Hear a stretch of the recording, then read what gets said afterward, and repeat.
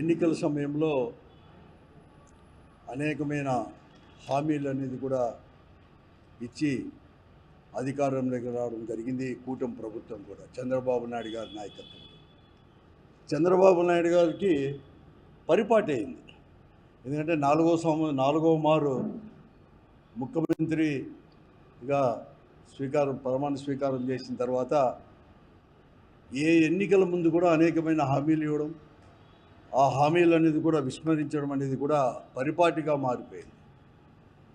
Super 6 అమలు చేస్తానని చెప్పేసి అనేకమైన హామీలు కూడా ఇవ్వడం జరిగింది. ఇంతవరకు మొదటి సంవత్సరం అంటే 2024 జూన్లో ప్రమాణ స్వీకారం చేసిన తర్వాత ఈ ప్రభుత్వం మొదటి సంవత్సరం అంతా కూడా ఒక్క హామీని కూడా అమలుపరచలేదు. తర్వాత కొన్ని హామీలు అమలుపరిచిన అన్నీ కూడా కోతలతోనే అమలుపరిచినాడు తప్ప పూర్తిగా కూడా అమలుపరిచిన ఘన చరిత్ర ఈ కూటమి ప్రభుత్వానికి కూడా.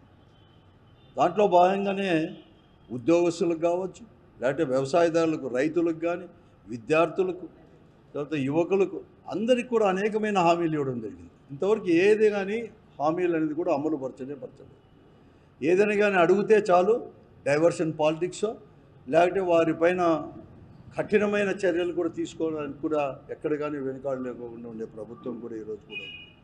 అంతెందుకు సోషల్ యాక్టివిటీస్ను కూడా సామాజిక దాంట్లో మాధ్యమాల్లో కూడా ఏదైనా కానీ పెడితే, ఈ ప్రభుత్వం మీద పడితే చాలు వారిపైన కేసులు పెట్టడం, కేసుల్లో ఇరికించడం, అరెస్టు చేయడం, ఒక భయభ్రాంతులు చేసే విధంగా కూడా పోతూ ఉంది. కానీ ఆయన ఇచ్చిన హామీలు ఎక్కడికైనా అమలుపరచలేదు. సూపర్ 6 హామీలలో కూడా ఇంతవరకు కూడా మహిళలకు వచ్చేసి 18 సంవత్సరాలు నిండిన ప్రతి మహిళకు కూడా 1500 ఇస్తామని చెప్పి హామీ ఇవ్వడం జరిగింది. నిరుద్యోగ భృతి ఇస్తామని చెప్పేసి కూడా హామీ ఇవ్వడం జరిగింది. 50 సంవత్సరాలు నిండిన ప్రతి మహిళలకు కూడా పెన్షన్ అనేది కూడా సమకూరుస్తామని కూడా చెప్పడం జరిగింది. ఏది కానీ అమలుపరచలేదు. ఉద్యోగస్తులకైనా కూడా అమలుపరుస్తున్నా ఒకే ఒక డిఐ ఇవ్వడం జరిగింది. ఎక్కడ కానీ ఇంతవరకు కానీ ఐఆర్ కానీ ఎక్కడ కానీ ఇంతవరకు ఇవ్వలేని పరిస్థితి కూడా ఈరోజు. ఒక పిఆర్సీ కూడా చేస్తామంటే కూడా ఇంతవరకు ఇవ్వలేని పరిస్థితి కూడా. అలాగే అంగన్వాడీ వర్కర్లకి, ఆశా వర్కర్లకు కూడా అనేకమైన హామీలు కూడా ఇవ్వడం జరిగింది. ముఖ్యంగా సుప్రీంకోర్టు తీర్పు ప్రకారం కూడా గ్రాట్యుటీ కూడా చెల్లిస్తామని చెప్పేసి అంగన్వాడీ వర్కర్లకని కూడా ఇవ్వడం జరిగింది. 21 నెల కూడా పూర్తి అవుతూ ఉంది. అంటే దాదాపుగా 2 సంవత్సరాలు కూడా పూర్తి అవుతుంది ప్రభుత్వం వచ్చేసుకుని. అమలుపరచలేకపోయింది. అడిగితే అదిగో ఇదో కల్లిపల్లి మాటలు. మొన్న విజయవాడలో సోమవారం వచ్చేసి వాళ్ళందరూ కూడా వారు చెప్పినట్లుగా ప్రభుత్వం ఏదైతే ఎన్నికల్లో హామీలు ఎలా ఇచ్చేశారో అలాగా పెంచమని చెప్పి అడిగితే మేము అనేది కూడా సాయంకాలం అయిన తర్వాత మరుసటి రోజు వచ్చి చర్చలకు పిలుస్తాము, చర్చల్లో పాల్గొనండి అని చెప్పి చర్చలు అనేది లేకుండా తెల్లవారుజామనే ఇంకా వాళ్ళ కూడా కాలకృత్యాలు కూడా తీసుకోకుండా ముందే మహిళలు కూడా నైట్ డ్రెస్లో ఉన్నప్పుడు కూడా వాళ్ళందరినీ కూడా ఆ శిబిరాలపైన పడి వాళ్ళందరినీ వారిపైన దాడులు చేయడం, లాఠీ చార్జ్ అనేది లేకుండా మహిళలు అనేది కూడా లేకోకుండా మహిళా పోలీసులే కాదు మగ పోలీసులు కూడా వారందరూ కూడా చేసేసి పిన్నులతో గుచ్చడం, వాళ్ళందరినీ అరెస్ట్ చేసి అర్ధరాత్రి తీసుకొని పోవడం కూడా చాలా దారుణమైనది.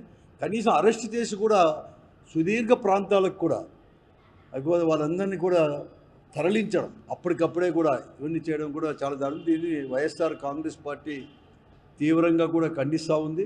చాలా కాదు, కనీసం ఈ తోపులాట్లో కూడా వారి యొక్క రాష్ట్ర అధ్యక్షురాలు బేబీ రాణి గారికి కూడా త్వరగా చేయి కూడా విరగడం అనేది కూడా దారుణం. ఇటువంటిది అది కూడా ఎప్పుడు లేదు.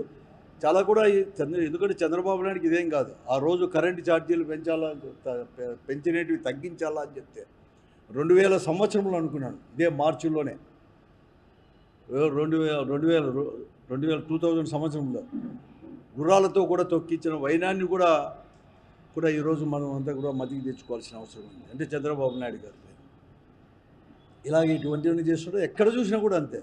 ఈరోజు దారుణంగా కూడా ఈరోజు రైతులు కానీ ఇవన్నీ గిట్టుబాటు ధర లేని పరిస్థితి కూడా ఈరోజు కూడా ఉంది కూడా.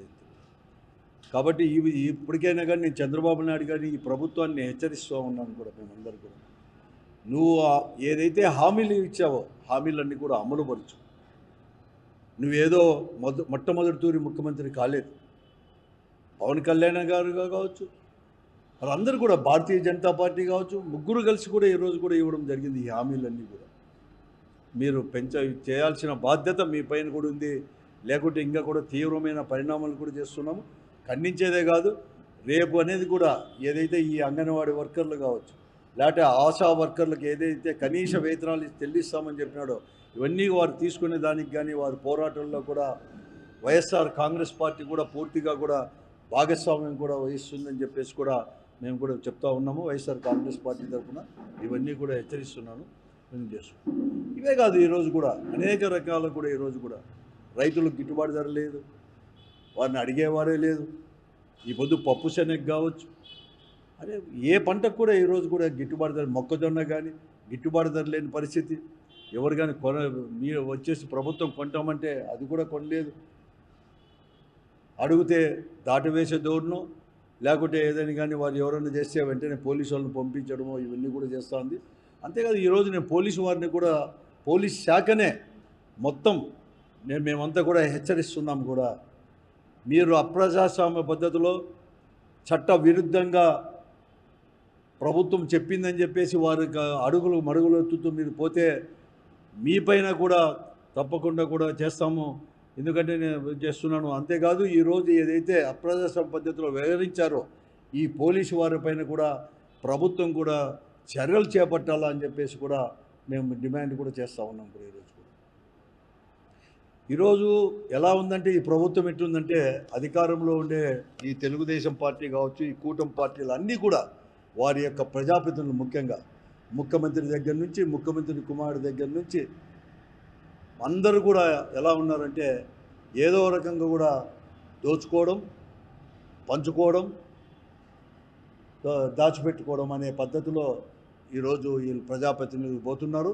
ఎక్కడ కానీ వారు ఇచ్చిన హామీలు కానీ, లేకపోతే ప్రజల యొక్క సమస్యలు కానీ తీర్చడానికి కానీ ఎక్కడ కానీ ప్రయత్నం కూడా చేయలేదు. ఈరోజు ఎక్కడైనా కానీ ఏదైనా అభివృద్ధి కార్యక్రమం ఏదైనా కానీ చేపట్టాలన్నా కూడా ఈరోజు ఎవరు కానీ ముందుకు రాలేని పరిస్థితి కూడా. ప్రభుత్వమే పరిశ్రమలు స్థాపిస్తామని చెప్పి వస్తే పారిశ్రామికవేత్తలకి భూమి కూడా కేటాయిస్తే ఆ భూములు కూడా మాకు వద్దు అని చెప్పేసి మళ్ళీ కూడా ఒక సంవత్సరం తర్వాత మేము పరిశ్రమలు ఈ రాష్ట్రంలో అనేది కూడా ఎక్కడ కానీ మేము పెట్టలేము, మీ వారి దారి తట్టుకోలేకపోతున్నాం, మేము వారి కమిషన్లు ఇవ్వలేక మాకు వద్దు అని చెప్పేసి భూమినే హ్యాండ్ ఓవర్ చేసే పరిస్థితి కూడా ఈరోజు కూడా నిన్న రాష్ట్రంలో జరిగిన అన్నీ కూడా చూస్తాం. వెనక్కి ఇచ్చేసే పరిస్థితి ఎక్కడ కాదు.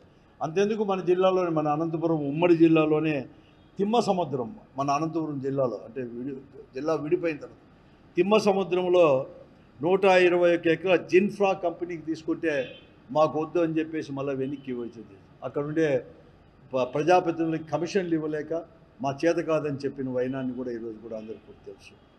అలాగే సత్యసాయి జిల్లాలో గుడిపల్లి దగ్గర Azad mobile tea India company వాళ్ళు ఏదో పరిశ్రమ కోసం చేస్తే లిమిటెడ్ వాళ్ళ కంపెనీ చేస్తే అక్కడ కూడా ఏం జరిగిందో అందరికీ కూడా తెలుసు. ఇంత బహిరంగంగా కూడా దోచుకునేది ఎప్పుడు కానీ చూడలేదు. నేను కాదం లేదు, అక్కడక్కడ ఉంది, గతంలో కూడా జరిగిండొచ్చు. కానీ ఇంత బహిరంగంగా దోచుకోవడమే ఒక పని పెట్టుకొని ఇవన్నీ పెట్టుకునే ప్రభుత్వం ఏదైనా ఉందంటే అది ఇప్పుడు ఉండే కూటమి ప్రభుత్వంలో తప్ప మరొకటి కాదు. 20 నెలల నుంచి ఇదే పనిలో ఉన్నారు వారందరూ కూడా. ఎక్కడ కానీ ఇవన్నీ కూడా చేయలేకుండా పరిస్థితి కూడా ఉంది. కాబట్టి ఇప్పుడైనా కానీ చంద్రబాబు నాయుడు గారు నేను చెప్తూ ఉన్నాను, హెచ్చరిస్తున్నాను ఈ ప్రభుత్వానికి, మీరు వెంటనే కూడా ఇటువంటి లేకోకుండా మీరు ఏదైతే హామీలు ఇవ్వడం జరిగిందో ఆ హామీలు అమలుపరచడానికి, చిత్తశుద్ధితో అమలుపరచడానికి ప్రయత్నం చేయండి. లేకుంటే పోరాటాలు చేయడానికి వైఎస్ఆర్ కాంగ్రెస్ పార్టీ కూడా వారితో పాటు కలిసి చేయడానికి సిద్ధంగా కూడా ఉంది.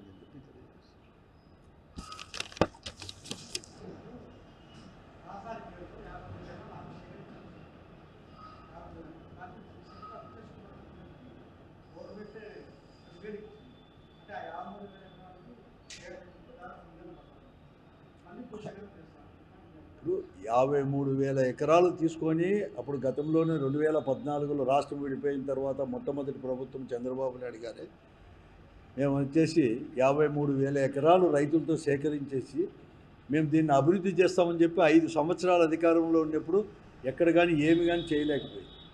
ఒక రియల్ ఎస్టేట్గా అంటే వారు ఇంకా కూడా పిట్రో అనేది కూడా దీంట్లో కూడా వస్తుంది.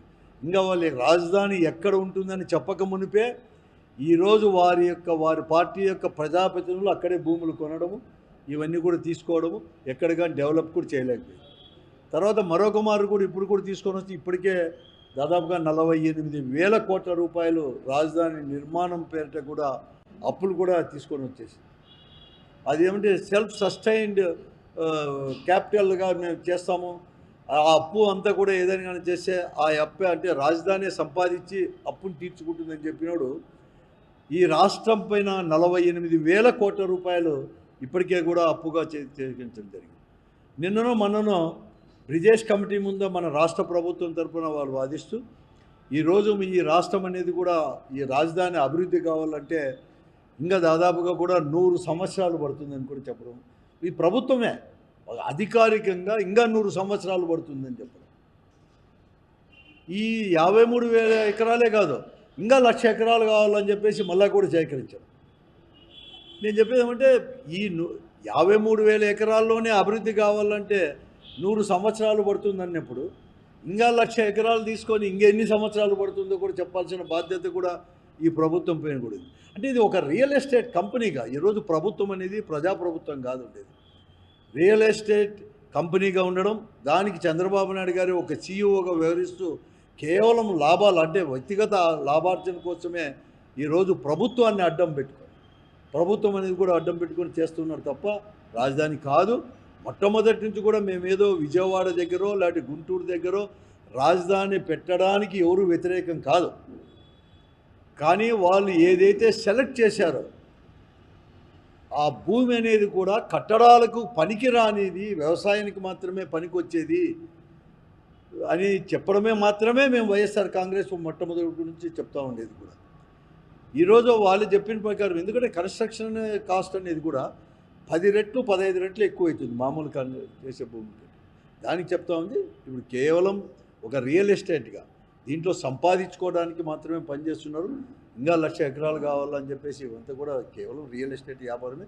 ఇది ప్రభుత్వం కానే కాదు, రియల్ ఎస్టేట్ కంపెనీ మాదిరే ఈరోజు ప్రభుత్వం కూడా వేధిస్తుంది. దీంట్లో అంతకంటే వాళ్ళ స్వలాభం కోసం ఇదంతా కూడా.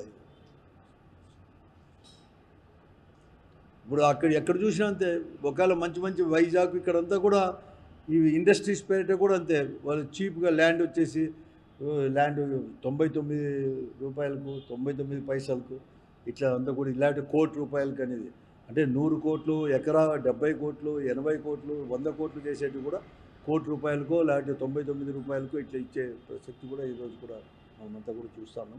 కేవలం ఈరోజు దోచుకోవడం తప్ప వారు ఇచ్చిన హామీలు అమలుపరచాలని కానీ ఈ రాష్ట్రాన్ని అభివృద్ధి పరచాలని చెప్పేసి అది కూడా లేదు.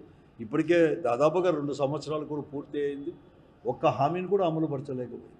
ఈరోజు అడిగే కూడా ఎంతో ఉన్నారు, నిరుద్యోగులంతా కూడా ఈరోజు రోడ్లపైకి వచ్చేదానికి సిద్ధమైనారు, విద్యార్థులు సిద్ధమైనారు. ఇంతవరకు ఫీజు రియంబర్స్మెంట్ అని చెప్పేసి ఇంతవరకు వారికి కూడా చెల్లించలేని పరిస్థితి. మొదటి సంవత్సరం అయితే రైతులకైతే ఇస్తామని చెప్పినట్టు కూడా ఇవ్వలేకపోయారు. ఈ సంవత్సరం కూడా ఇంకా ఖరీఫ్ అయిపోయింది, రబీ కూడా పూర్తి అయిపోయింది, కానీ ఇంతవరకు కూడా 3వ విడత కూడా ఇవ్వలేని పరిస్థితి కూడా ఈరోజు కూడా ఈ పరిస్థితి అంతా కూడా ఉంది. ఇంకా ప్రజలకు కానీ గత్యంతరమే లేదు, రోడ్డుపైకి వచ్చి పోరాటం చేసేది తప్ప ఇంకా గత్యంతరం లేని పరిస్థితులు ఈ రాష్ట్రంలో కూడా నెలకొని కూడా